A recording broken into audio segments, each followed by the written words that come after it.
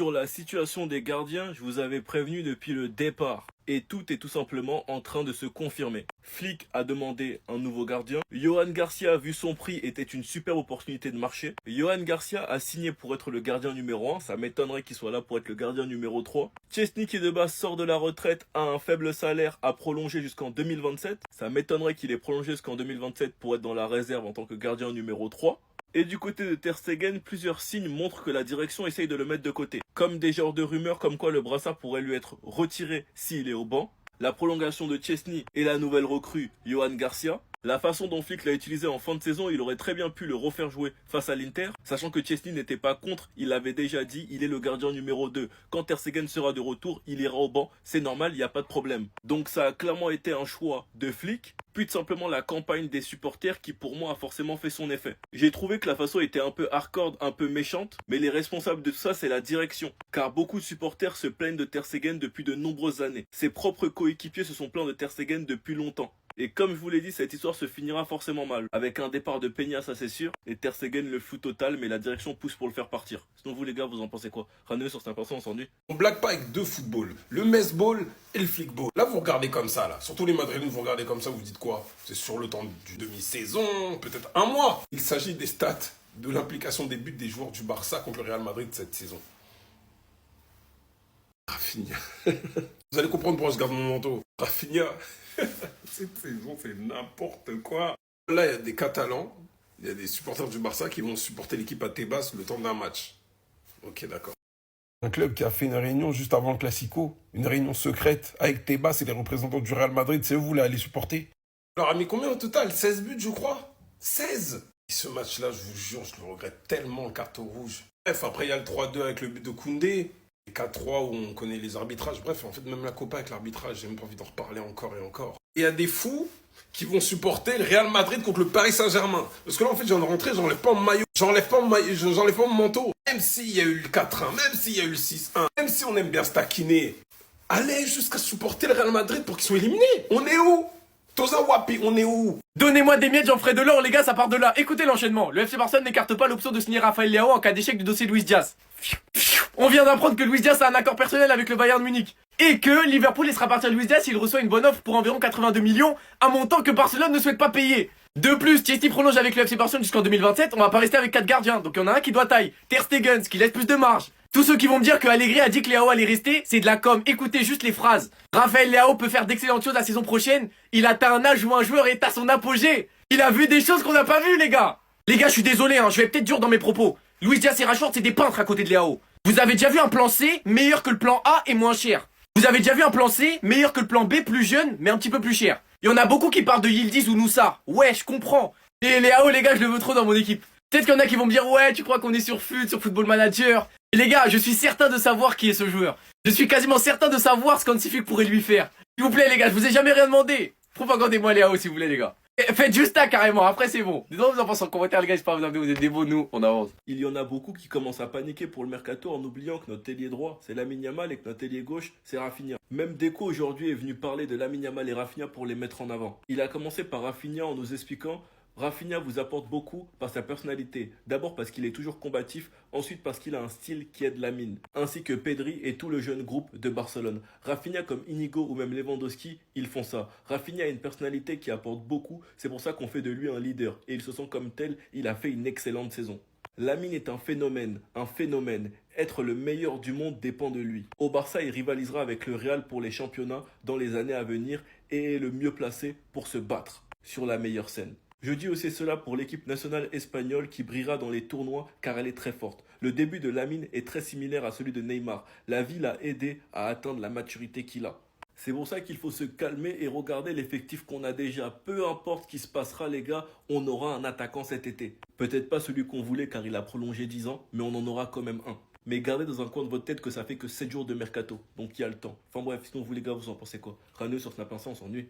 Dites-vous les gars que Lamine il est tellement irréprochable que ça se concentre plus sur l'extra sportif que le sportif. Oui, ça faisait longtemps que j'avais pas fait une petite vidéo sur Lamine. J'ai une relation un peu particulière avec mes internautes. J'aime cette relation toxique et je sais que ça vous fait chier quand je parle de Yamal. Donc on va continuer. Étant celui qui parle le plus de Lamine sur cette application, je pense que je suis le mieux placé. Dites-vous les gars que durant toute la saison, il y avait du monde pour lui pomper le dard, pour nous expliquer que les Barcelonais avaient de la chance, pour nous expliquer qu'on était nuls et que notre équipe dépendait d'un gamin de 17 piges, pour nous expliquer que j'espère que Lamine Yamal part dans un autre club, que le Barça n'a pas d'argent pour le garder, et qu'en tout cas il restera pas au Barça, et qu'il doit quitter le Barça pour le bien du football.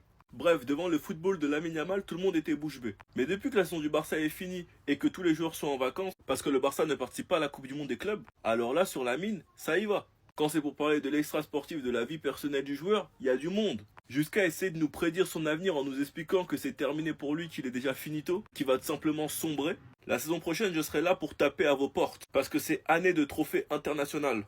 Et il joue dans l'une des meilleures nations du monde, et dans un club qui pourra se battre pour tous les titres.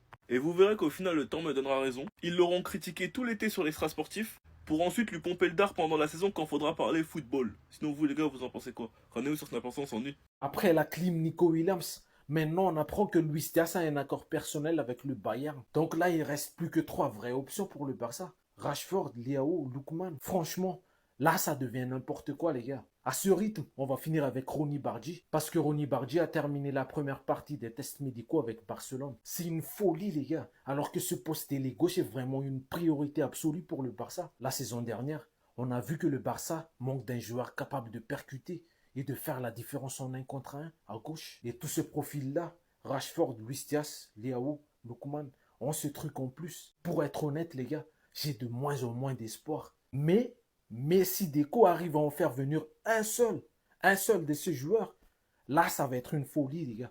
C'est confirmé les gars, le Barça a conclu sa 2e recrue de l'été après Joan Garcia. On va voir ça tout de suite. Alors on pensait tous que Nico Williams allait être la 2e recrue estivale du Barça, mais finalement il a fait le choix de rester à Bilbao. Et donc Joan Garcia était jusqu'ici la seule recrue du mercato côté catalan. Mais le Barça vient de conclure une nouvelle arrivée. C'est Ronny Bardji, désolé pour la prononciation, c'est peut-être pas la bonne, qui est un ailier de 19 ans suédois qui joue au FC Copenhague au Danemark. Alors c'est pas forcément une nouveauté, ça fait déjà plusieurs semaines que le Barça travaille sur cette opération et c'est désormais conclu comme l'explique Fabrizio Romano. Voilà, ce qu'il nous explique, c'est que le joueur a déjà passé la première partie de ses tests médicaux, donc de sa visite médicale et qu'il va coûter 2 millions d'euros au Barça. Pourquoi il a plusieurs tests médicaux? Parce qu'il faut pas oublier qu'il revient d'une grosse blessure au genou. Donc je pense que le Barça voulait s'assurer qu'il soit bien remis de cette blessure. Mais ça confirme aussi que c'est fait avec le Barça, c'est conclu. Et maintenant, on a juste à attendre l'officialisation. Et normalement, il devrait rester dans l'équipe première sous les ordres d'Hansi Flick. Ou alors, il pourrait être prêté dans un autre club de Liga. Mais ce qui est sûr, les gars, c'est que c'est pas une recrue pour l'équipe B, comme beaucoup le pensaient. Voilà, c'est un joueur qui a déjà joué la Ligue des Champions, qui est déjà international.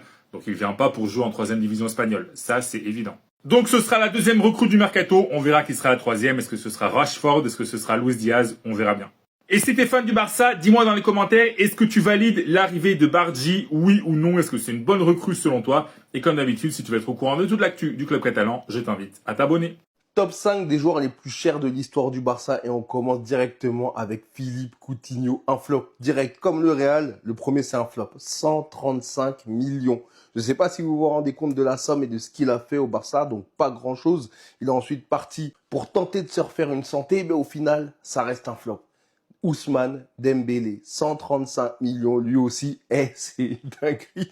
En fait, la meilleure saison de Ousmane Dembélé, c'est cette année avec le PSG. Rendez-vous compte, à chaque fois au Barça, il a eu quelques éclairs de génie, tout ça, mais ça valait largement pas son prix. 3e, 120 millions, Antoine Griezmann. Antoine Griezmann, non, faut le dire, c'était en demi-teinte, peut-être pas un flop, mais il aurait pu faire tellement mieux. Après, Antoine Griezmann, on le sait, à chaque fois, on le fait évoluer à un poste qui ne lui convient pas trop, même s'il fait les efforts, tout ça. C'est dommage. En vrai, c'est dommage. Numéro 4, bien évidemment, Neymar. Là, ce n'est pas un flop. C'est son départ, en fait, c'est son départ pour moi qui a été un flop dans sa carrière, mais ce qu'il a fait au Barça, c'est extraordinaire. C'est une légende pour moi du Barça. Du football, on peut en discuter. Et la dernière, c'est Frenkie de Jong, 86 millions. Là encore, ce n'est pas un flop, pas du tout. Au contraire, c'est un des mecs les plus respectés au Barça. Donc voilà. C'est lui que le Barça doit aller chercher depuis le début, les gars. Je vous le dis, Lookman, il a rien à envier à Nico Williams, honnêtement. Quand on voit juste cette saison, les frères, il a marqué 3 fois plus de buts que Nico Williams. Pourtant, les frères, il joue à l'Atalanta. Bilbao, c'est un plus grand club en Espagne que l'Atalanta Bergame. Je suis désolé, les frères. Et malgré ça, quand on voit ce qu'il fait en Serie A, ce qu'il a fait aussi en Ligue des Champions, Il a des matchs références aussi encore cette saison en Ligue des Champions. Ce qu'il a fait aussi, les frères.